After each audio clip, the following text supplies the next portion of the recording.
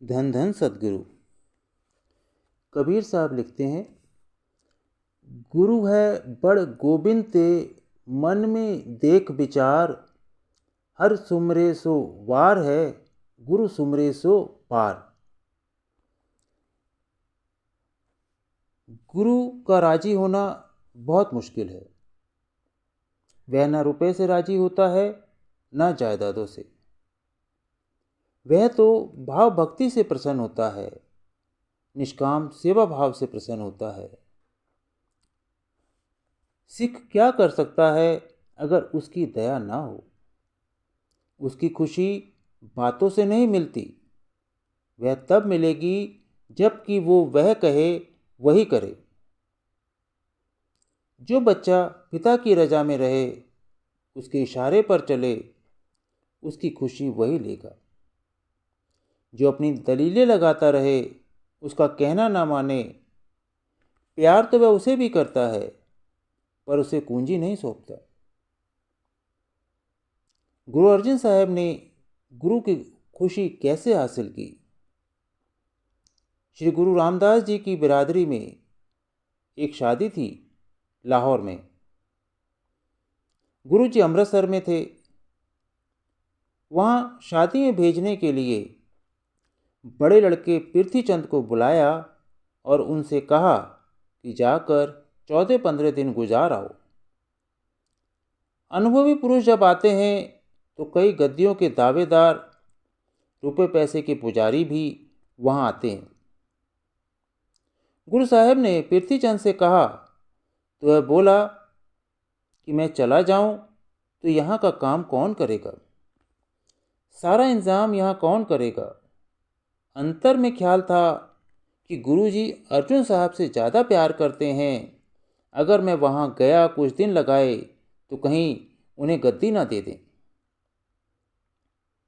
तब गुरु रामदास जी ने अर्जुन साहब से कहा कि भाई तुम शादी पर चले जाओ और तब तक वहाँ पर रहना जब तक मैं हुक्म न भेजूं, यहाँ ना आना। गुरु साहब का हुक्म था, ये चले गए। प्रेम मजबूर हो गया, जब तक हुक्म ना मिले ये वापस नहीं आ सकते थे। और कोई प्रेमी होता तो वह चला आता कि महाराज प्रेम ने मजबूर कर दिया, मैं चला आया। मगर यहाँ प्रेम की दीवार थी। जो हुक्म मानता है यहाँ वही कबूल होता है।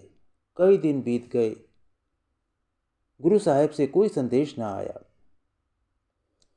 तब इन्होंने कुछ शब्द एक चिट्ठी में लिखे। मेरा मन लोचे गुरु दर्शन ताई, बिलप करे चात्रिक की न्याय।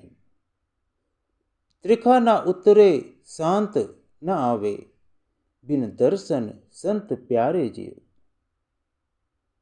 यह चिट्ठी लिखकर एक आदमी के हाथ गुरु साहब को भेज दी।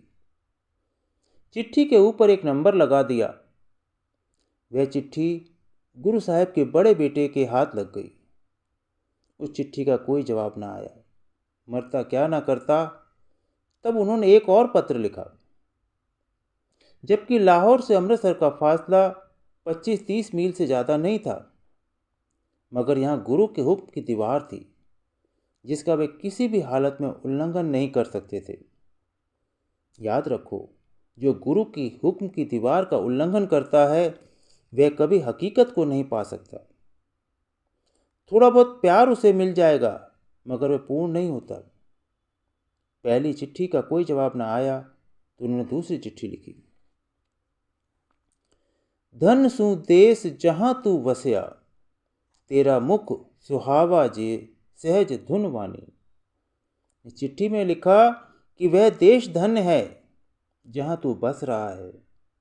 संगतें आती हैं, तेरे दर्शन करती हैं, तेरा दीदार करती हैं। तेरे दर्शन पाकर हमारे अंतर धुन चलती थी।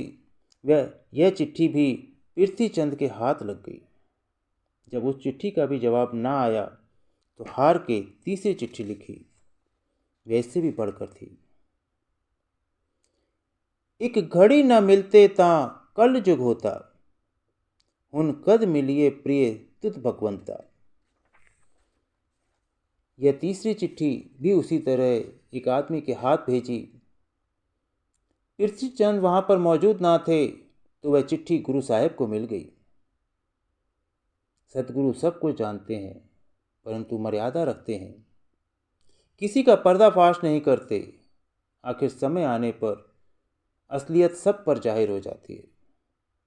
माफ करना, हम गुरु को इंसान भी नहीं समझते।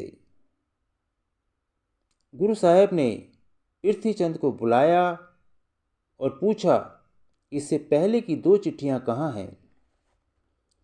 उन्होंने कहा, महाराज आप हमें चोर समझते हैं। तो गुरु साहब ने कहा कि भाई जाओ, इसके कोर्ट से वे चिट्ठियां ले आओ। फिर अर्जुन साहब को बुलाया और उन्होंने फरमाया कि भाई कविता की 3 कड़ियाँ लिखी जा चुकी हैं, जो इसके साथ की 4थी कड़ी लिखेगा उसे गुरु पद मिलेगा। लोग नकल करने लगे, मगर शराब और पानी में बड़ा फर्क होता है। आखिर गुरु अर्जन देव साहब ने 4थी कड़ी लिख करके दी। भाग होया गुरु संत मिलाया, प्रभु अबनासी घर मह पाया। सेव करी पल चसा न बिछुड़ा, जन नानक दास तुम्हारे जिय।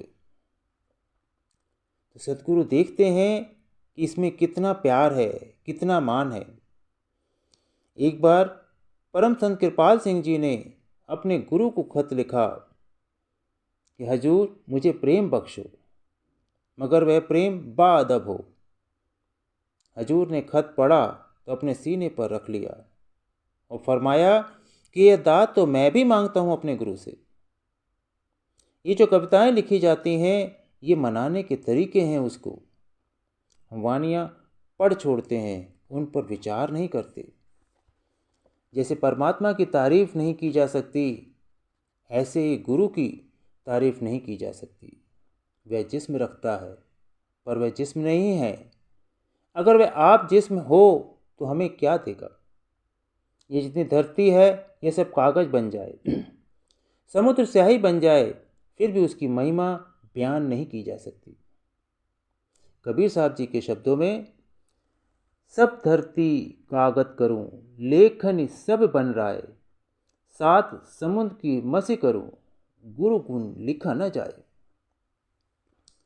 तो कबीर साहब एक जगह लिखते हैं, गुरु गोविंद दो खड़े, काके लागो पा, बलिहारी गुरु आपने जिन गोविंद दियो बताए।